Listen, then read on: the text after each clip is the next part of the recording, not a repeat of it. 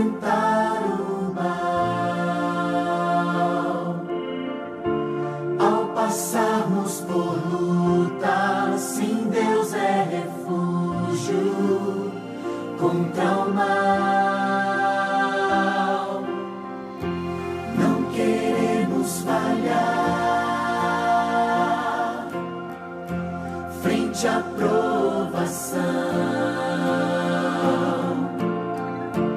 mesmo que nos ataquem ou que nos persigam, temos Deus, fortes, corajosos,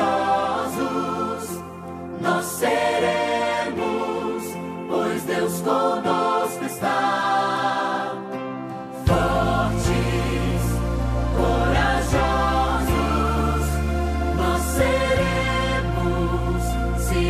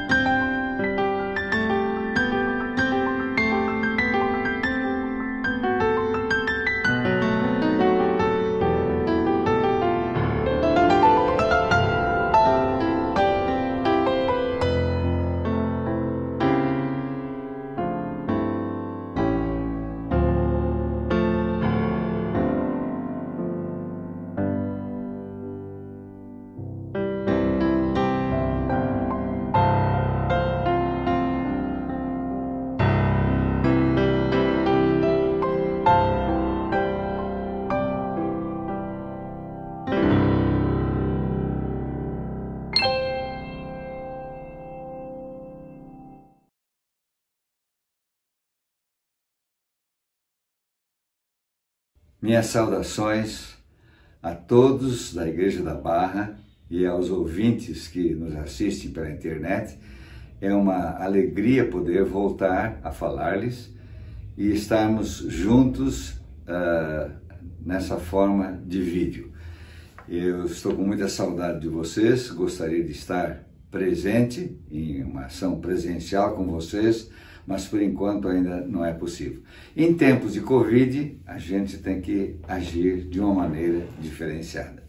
Então, que Deus abençoe a cada um de vocês e que a sua mensagem possa atingir o seu coração com uma viva esperança, porque nós aguardamos o cumprimento da grande promessa de nosso Senhor Jesus Cristo retornar e nos reunir para sempre num lar perfeito, onde não haverá Covid, não haverá enfermidades, onde não haverá problemas que atravessamos e passamos por eles agora.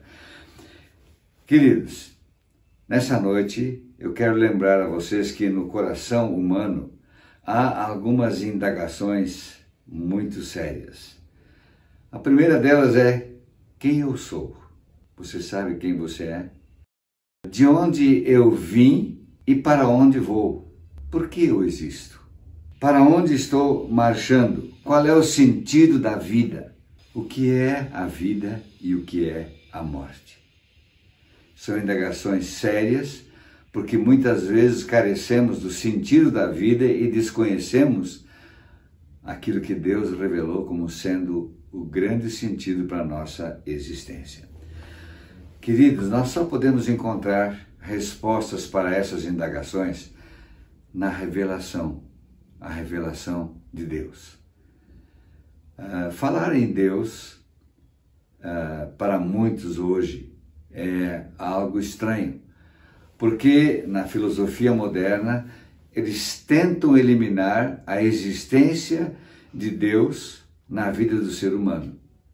E essa é a grande tragédia da vida, porque Deus é a causa, é a origem de todas as coisas.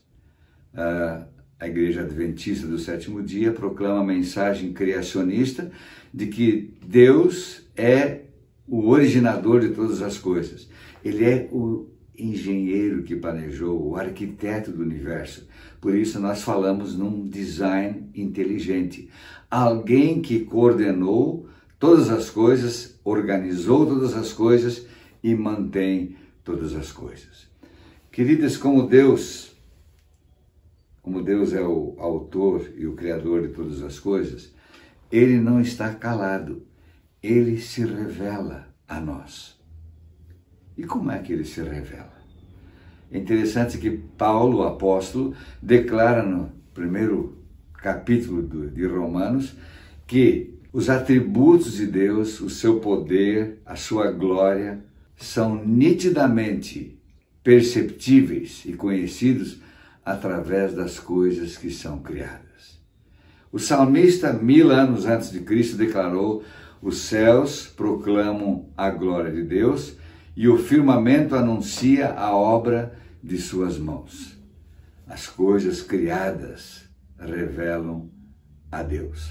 Certa noite, Napoleão Bonaparte, indo na sua expedição de conquista para o Egito, estava no convés do seu navio e ele viu que os seus conselheiros e sábios estavam todos discutindo a não existência de Deus.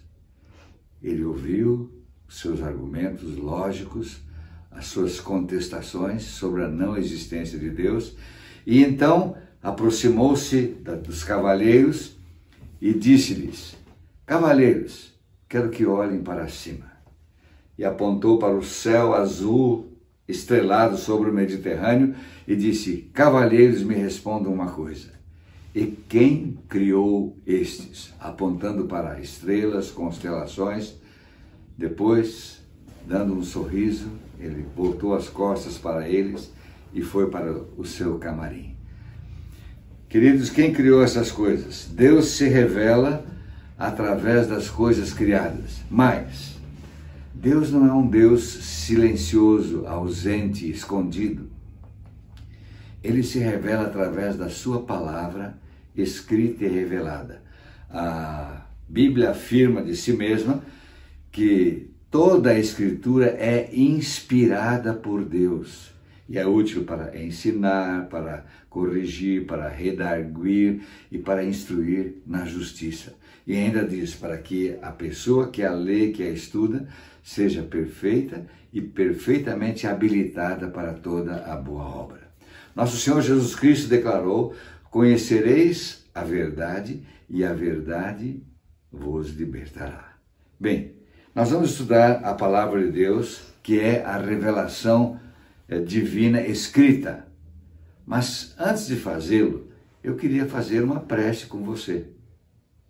Curve a sua cabeça, feche os seus olhos e se concentre nessa prece. Senhor nosso Deus, Tu te revelaste através das coisas criadas e em tudo nós vemos beleza, organização, ordem e um sistema de funcionamento. Senhor, Tu te revelaste através da Tua palavra escrita, o Velho e o Novo Testamentos, inspirados pelo Teu Espírito e em pessoas que foram escolhidas para reproduzir a Tua verdade e a Tua vontade. Ao abrirmos a Tua palavra, nesta hora, nós pedimos, Senhor, que o Teu Espírito, que revelou essas verdades, Ele possa interpretar o conhecimento da mensagem para nós e que concedas a cada pessoa que está assistindo à programação uma bênção especial, segundo a necessidade dela e segundo o Teu amor e misericórdia. E muito obrigado, em nome e pelo amor de Jesus. Amém. Deus se revela pelas coisas que foram criadas, Deus se revela pela Escritura, que eu tenho aqui em minhas mãos e que vamos estudar, mas a maior revelação de todas foi o Senhor Jesus Cristo. O próprio Deus, assumindo a humanidade, Ele veio se revelar para que nós pudéssemos conhecer a Deus. A Bíblia diz assim: ninguém jamais viu a Deus, João 1,18, mas o Deus unigênito que está no seio do Pai, esse o veio revelar, isto é, veio interpretar, demonstrar como é Deus e como Ele age. Bom, durante as últimas semanas e meses, nós estudamos uma série chamada Nisto Cremos. Esta série é uma série de estudos e revela que há algumas coisas básicas nas quais nós precisamos crer. Antes, uma historiazinha jocosa. Na Inglaterra viveu um grande evangelista, avivacionista, chamado George Whitefield. Ele era muito jocoso, brincalhão, mas era um dinâmico pregador da verdade. Sempre que ele encontrava pessoas, ele fazia alguma coisa jocosa, alguma coisa divertida, e um dia, visitando uma grande mineradora de carvão, ele encontrou os mineradores, os mineiros, não é? Que trabalhavam escavando carvão, e olhando para um deles falou assim: meu jovem, me diga uma coisa, no que é que você crê?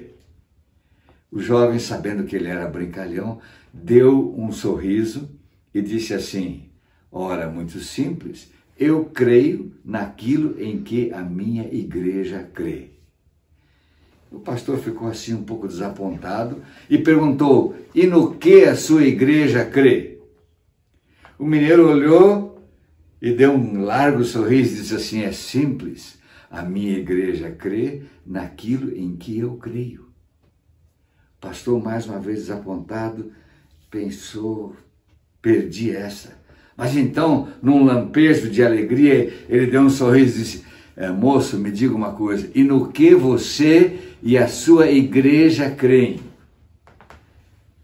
E então, o operador das minas, com um largo sorriso, disse assim: pastor, é mais simples ainda. A minha igreja e eu cremos na mesma coisa.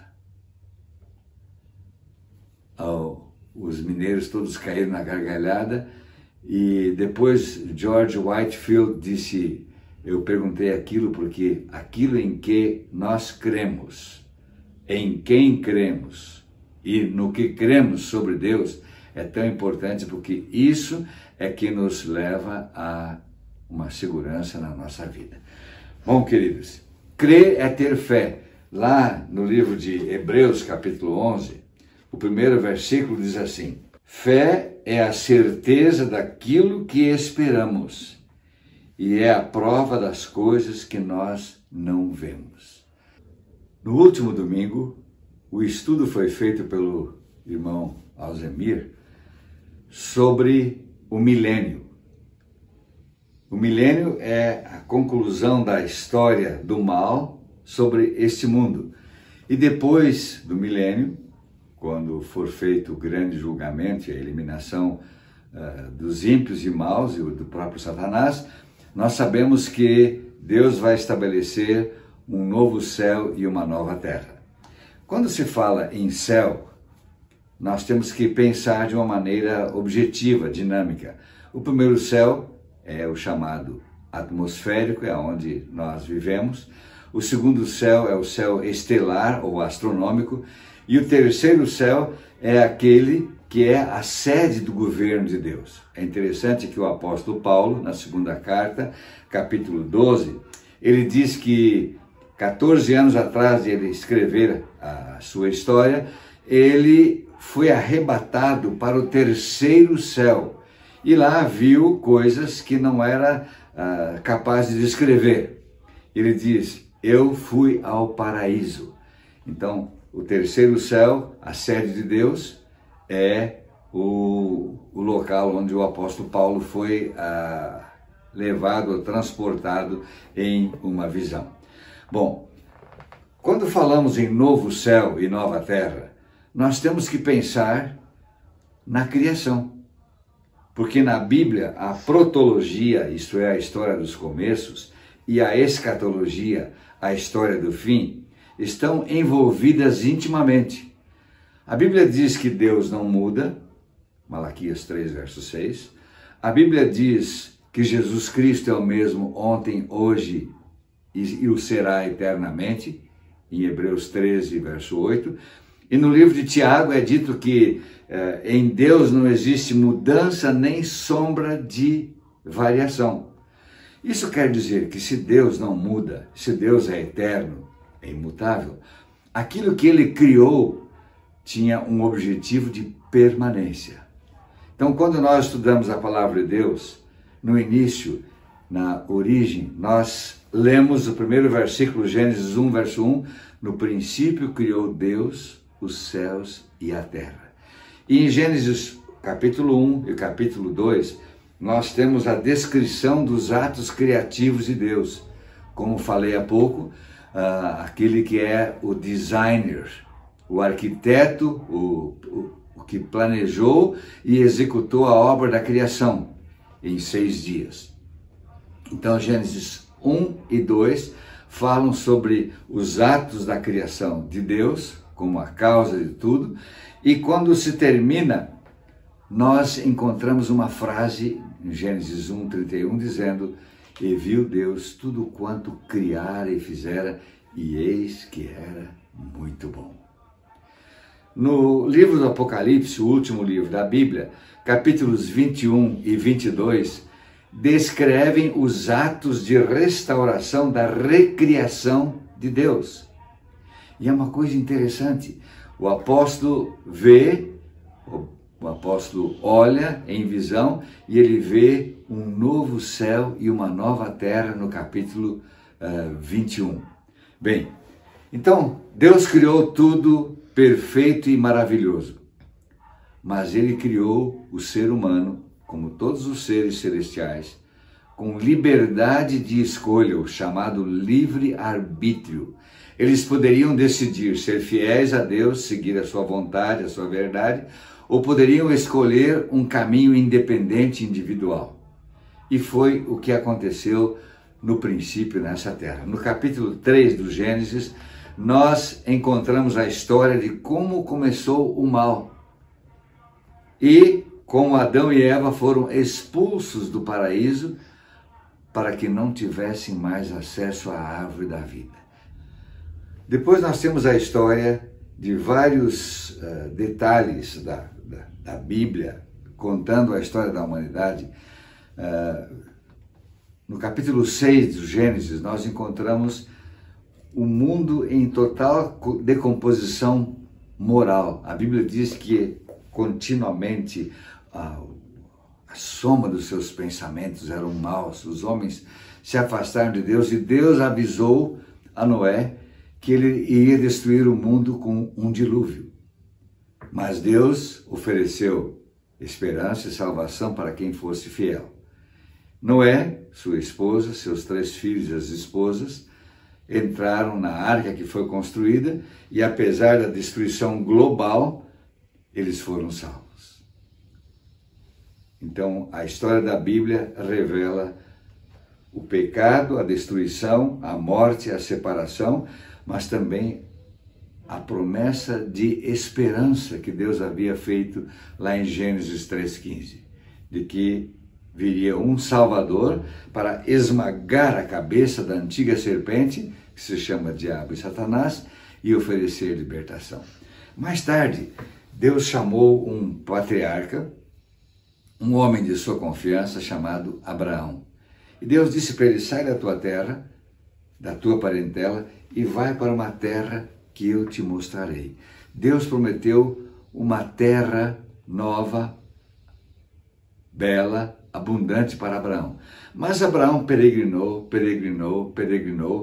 e a Bíblia diz que ele habitou em tendas como sendo um peregrino, um forasteiro.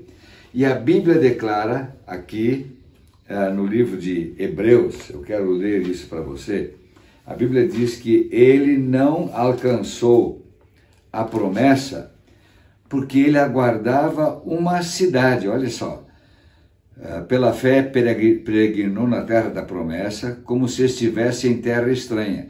Viveu em tendas, bem como Isaac e Jacó, que eram co-herdeiros da mesma promessa. E agora, Hebreus 11:10, porque ele esperava a cidade que tem alicerces, cujo arquiteto e edificador é Deus. Queridos, no capítulo 11 de Hebreus, nós temos aquela galeria dos heróis da fé. Fala sobre uma porção de pessoas que foram fiéis à promessa porque confiaram naquilo que Deus havia prometido. E quando chega o versículo 13, é declarado: todos estes heróis da fé, começando com Adão, Abel, Noé, Abraão, etc. e tal, todos esses viveram pela fé e morreram sem receber o que tinha sido prometido a eles. Viram-no de longe e de longe saudaram, reconhecendo que eram estrangeiros e peregrinos na terra. Os que assim falam mostram que estão buscando uma pátria. Se eles estivessem pensando naquela de onde saíram, teriam oportunidade de voltar, mas em vez disso, esperavam eles uma pátria melhor, isto é, a pátria celestial. Por esta razão, Deus não se envergonha de ser chamado o Deus deles, e lhes preparou uma cidade. É interessante, quando Jesus esteve aqui na terra, certa ocasião, isso está no capítulo 14 do livro de João, certa ocasião ele disse para eles que iria viajar, iria se afastar deles. Eu estou lendo a Bíblia na Nova Versão Internacional e diz assim, João 14, versos 1 a 3. Não se perturbe o coração de vocês. Creiam em Deus. Creiam também em mim. Na casa de meu pai há muitos aposentos ou muitas moradas. Se assim não fosse, eu lhe teria dito, pois vou preparar-lhes um lugar. E quando eu for e lhes preparar lugar, voltarei e os receberei para mim mesmo, para que, onde eu estiver, vocês estejam também. Aqui está uma promessa tremenda, confirmada em Hebreus capítulo 11, de que Jesus Cristo, quando ascendeu aos céus, ele tinha alguns objetivos em mente. Um deles era preparar um lugar para os seus filhos fiéis. A Bíblia chama isso de novo céu e nova terra. Por exemplo, abrindo a Bíblia em Isaías, capítulo 65, versículo 17, diz assim: Pois vejam, criarei novos céus e nova terra, e as coisas passadas não serão lembradas, jamais virão à mente. E falando sobre o novo céu e a nova terra, ele declara que viria e voltaria em breve para preparar, depois de preparar um lugar para os seus fiéis. Então, a esperança dos filhos de Deus é de que este mundo de pecados não é para sempre.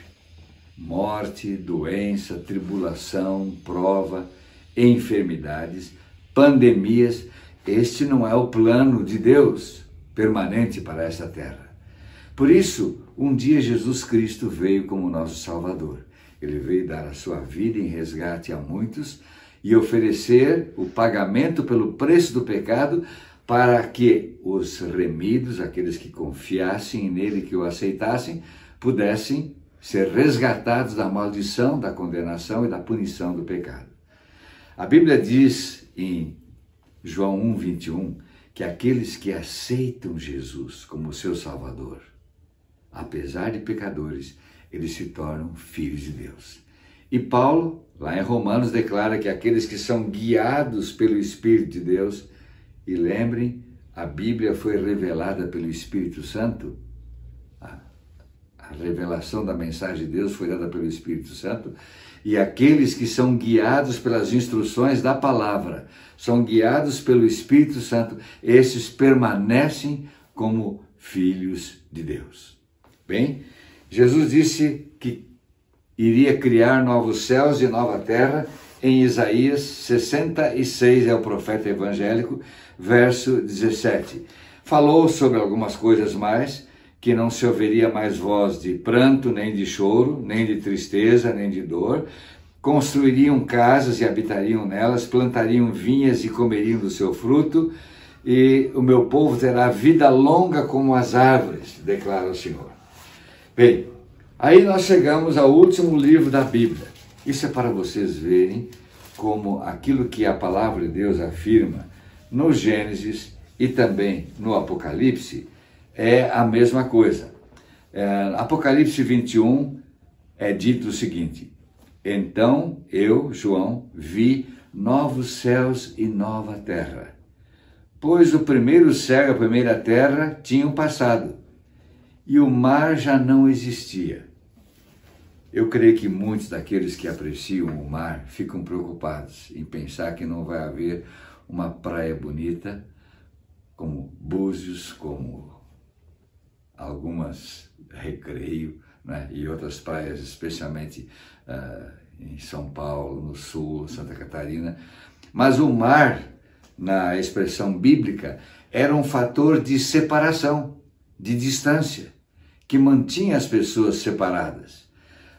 Nós sabemos que, por ocasião do dilúvio, a terra, que era plana, com lindas colinas, ela se tornou toda desastrada, porque forças de erupção interna da terra trouxeram águas do grande abismo, trouxeram vulcões e trouxeram cadeias de montanhas, e a terra ficou separada por grandes quantias de água. Então, o mar aqui que não existe, não é como existe hoje, separando os continentes, porque a terra será unificada por Deus e provavelmente uma grande parte do mar será contida internamente na terra. Bem, queridos, mas diz mais aqui. Ele viu a santa cidade, a Nova Jerusalém, que descia dos céus, da parte de Deus. Ela estava preparada como noiva adornada para o seu marido. E ouvi uma voz que vinha do trono e dizia: agora o tabernáculo de Deus está com os homens, com os quais ele viverá. Eles serão o seu povo, e o próprio Deus estará com eles, e será o Deus deles. Queridos, por uma questão de amor e de restauração a esta terra na qual vivemos, na renovação Deus vai mudar a sede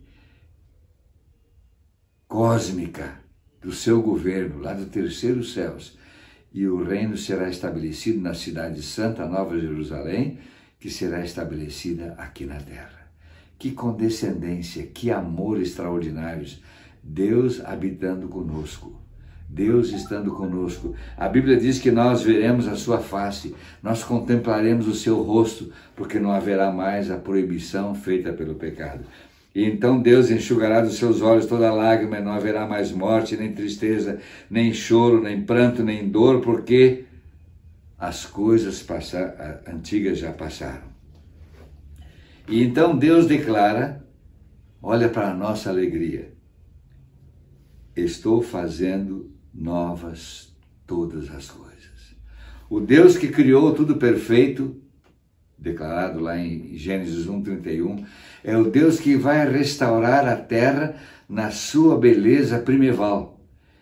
Não haverá mais pecado, nem tentação, nem tentador, não haverá mais dor, nem morte, nem angústia, nem doença, nem enfermidade, e nós estaremos com corpos perfeitos, recriados à semelhança do nosso Criador, porque no princípio fomos criados à sua imagem e semelhança, mas juntos do Criador e juntos de Deus.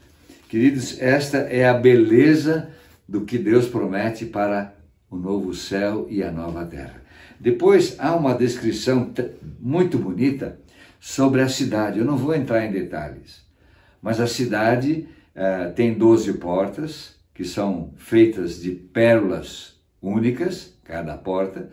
A cidade tem fundamentos que são de pedras preciosas, valiosíssimas, e a cidade é pavimentada de ouro. E diz que é um cubo perfeito. O seu comprimento, a sua largura e a sua altura são iguais. E diz lá a medida da 2.200 quilômetros. A nossa mente não pode penetrar nisso e nem entender. 12.000 estádios. É uma medida de 185 metros cada estádio e dá um total de 2.200 quilômetros. Mas, queridos, não é o tamanho da cidade, haverá lugar para todos. Eu quero dizer para você que está me ouvindo e me assistindo, que há certamente um lugar especial reservado para você na nova terra. O nosso lar eterno tem a sede na cidade santa, a Nova Jerusalém. Mas a Bíblia diz que lá cada um de nós terá uma mansão preparada por Jesus. Mas na nova terra ampla, com lindos campos, jardins, florestas, coisas belíssimas, Deus dará a cada um de nós o privilégio de construir uma casa, um lar próprio, com o nosso caráter, com a nossa qualificação, onde habitaremos para sempre felizes. Como não haverá mais doença nem pecado, a felicidade será total e nossa permanência com Jesus Cristo será o auge da existência humana. Uma coisa extraordinária, a Bíblia fala que quando Jesus voltar, começará de fato a eternidade. Nós receberemos a imortalidade. Não haverá mais tempo limitado de vida.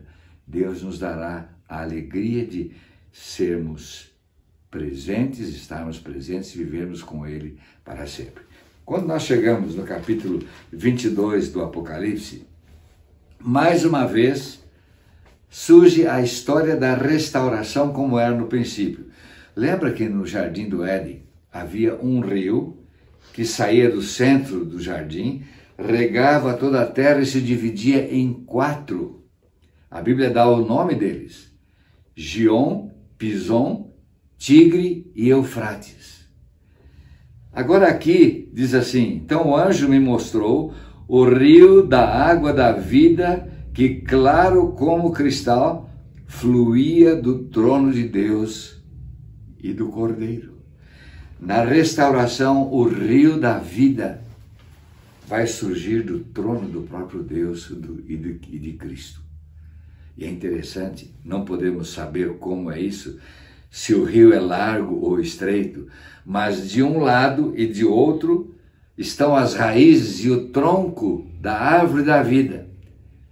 Lembro que no jardim do Éden, Adão e Eva tinham acesso ao fruto da árvore da vida. E aqui no Apocalipse diz que esta árvore da vida na nova terra, na cidade de Jerusalém, onde está o trono de Deus, ela vai produzir o fruto da vida cada mês. Cada mês vai haver uma restauração desse fruto. E que as folhas desta árvore serão comestíveis e que são para preservar a saúde das nações.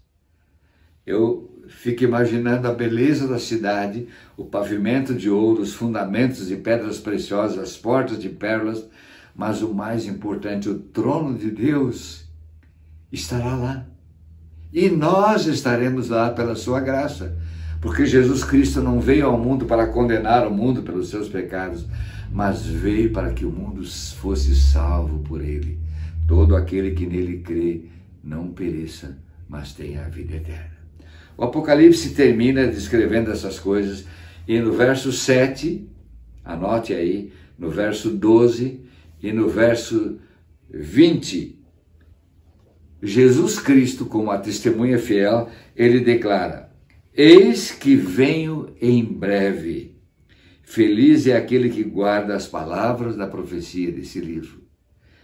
Para estar nos céus, Deus nos dá um dom especial, que é o dom da obediência. E Deus quer nos colocar dentro do paraíso pela graça de Deus. Somos salvos pela graça, mas confirmados na verdade pelo nosso amor para com Deus, sendo obedientes.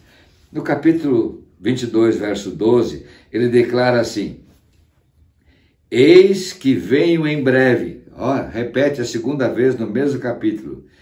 E a minha recompensa está comigo, e eu retribuirei a cada um de acordo com o que fez.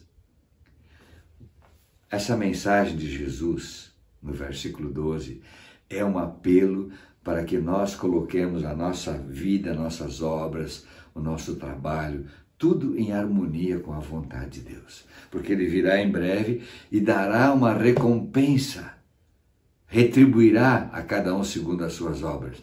Então, o desejo dele é que nós estejamos com Ele no seu reino. E para isso, nós temos que afinar a nossa vida e imitar a vida e as obras de Jesus para sermos semelhantes a Ele. E então, no versículo 20, no mesmo capítulo 22, ele diz: aquele que dá testemunho dessas coisas diz: sim, venho em breve. A terceira vez, no mesmo capítulo, Jesus declara que vem em breve. Como entender isso, se isto foi escrito há 1920 anos atrás? Vem em breve. É que para Deus um dia é igual a 1000 anos. E o tempo de Deus não é semelhante ao nosso, porque Ele vai nos dar a eternidade. Mas quando Ele disse pela terceira vez, eis que venho em breve, João não aguentou. Ele declarou: amém, vem, Senhor Jesus. Queridos, e assim termina o Apocalipse, desejando que a graça do Senhor Jesus Cristo esteja sobre cada um de nós. Queridos, o nosso futuro não é de incerteza e de dor e de luta. Aqui nesse mundo pode ser, estamos sujeitos às vezes ao desemprego, à doença. Quantas pessoas, já quase 40.000 pessoas faleceram pela Covid. E nós olhamos e perguntamos: Senhor Deus, até quando? Até quando? Mas a Bíblia diz que no tempo do fim haveria enfermidades, epidemias. A morte é uma certeza porque é consequência do pecado. Mas em Cristo Jesus existe vida, e vida eterna. Por isso João declara na primeira carta dele, capítulo 5, verso 12, que Deus nos deu a vida eterna e a vida eterna está no seu Filho. E diz, aquele que tem o Filho tem a vida. Quem não tem o Filho não tem a vida. Ao terminar essas palavras, confirmando que temos um céu a nos esperar, uma nova terra nos aguardando, um local privilegiado, preparado pelas mãos poderosas e perfeitas de Deus, pela sapiência, sabedoria de Deus, e que isso é para nós com muito amor. Eu quero suplicar a você que me ouve, receba de novo o Senhor Jesus no seu coração como seu Salvador. Confesse os seus pecados, abandone-os pela graça que Deus lhe conceda. Planeje viver no lar eterno, junto com a sua família e junto com os remidos de Deus. No verso 17, nós temos um dos últimos apelos da Bíblia. O Espírito e a noiva dizem, vem. Todo aquele que ouvir, diga, vem. E quem tiver sede, venha. E quem quiser, beba de graça da água da vida. Vamos orar mais uma vez. Feche os seus olhos, incline a sua cabeça, concentre-se e vamos falar com Deus.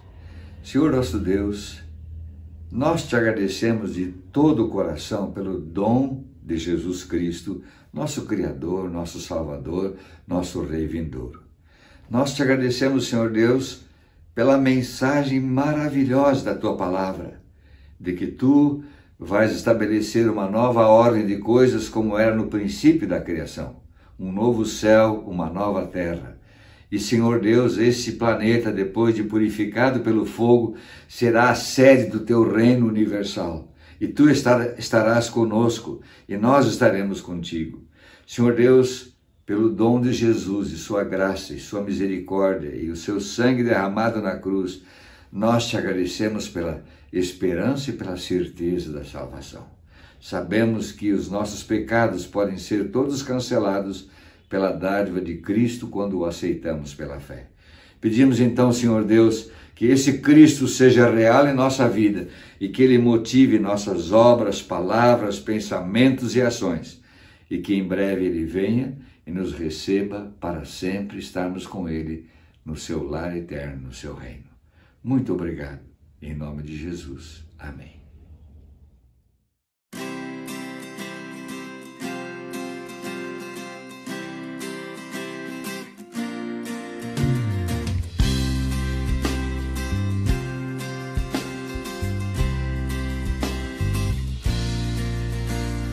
Venha, Senhor, em mim habitar, pois quero ser templo teu. Quando eu sair desse lugar, que Jesus permaneça em mim. Permaneça em mim. Permaneça em mim. Permaneça em mim, meu Senhor, permaneça em mim. Venha, Senhor, em mim habitar, pois quero ser templo teu. Quando eu sair deste lugar, que Jesus permaneça em mim. Permaneça em mim. Permaneça em mim. Permaneça em mim, meu Senhor, permaneça em mim. Permaneça